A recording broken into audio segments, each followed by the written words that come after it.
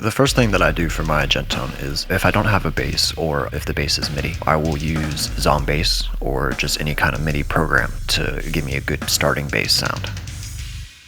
After that, I use Pod Farm, but anything that's going to give you like a distortion pedal is going to work. So I've got a bass overdrive, and on the bass overdrive, I've got the drive maxed, the gain about 3/4, and treble and bass I also have maxed, just to give the bass like a lot of attitude and drive for Djent. After the overdrive, I've got the bass amp head.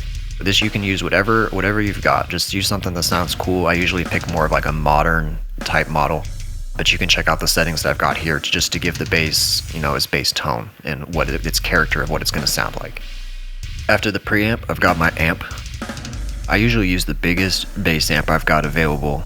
Right here I've got an 8x10 Classic. You can pick whatever kind of mic sound you want. Usually a dynamic mic is best, and usually close is just the best sound.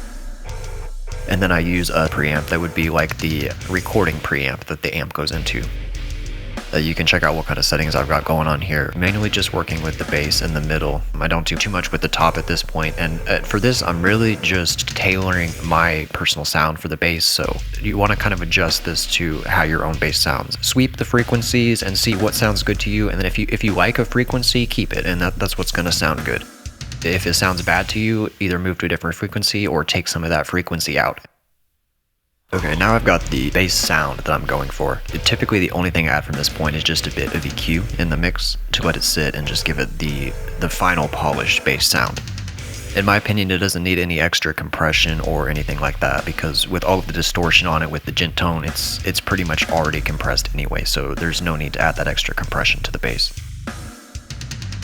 Here is the EQ that I am using for my bass. This should be fairly universal. The only things I would maybe take a look at is if you want to use 6.3K or 10K as your top boost frequency. 1.6 is a good frequency that I use for my bass, so I traded a little bit of 2.5K on the sweep for some 1.6 boost.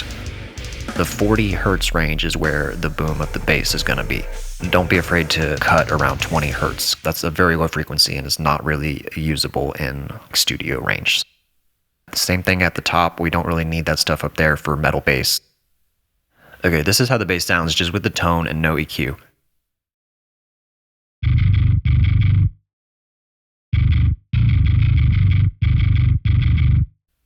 And then I'll add the EQ.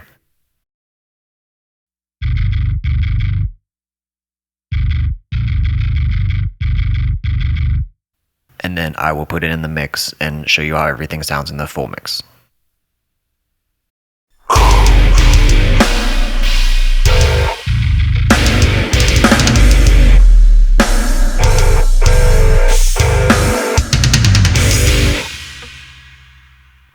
Thank you for listening. If you have any questions about bass tone, please leave a comment. I'll be happy to talk about it, and let me know what you think.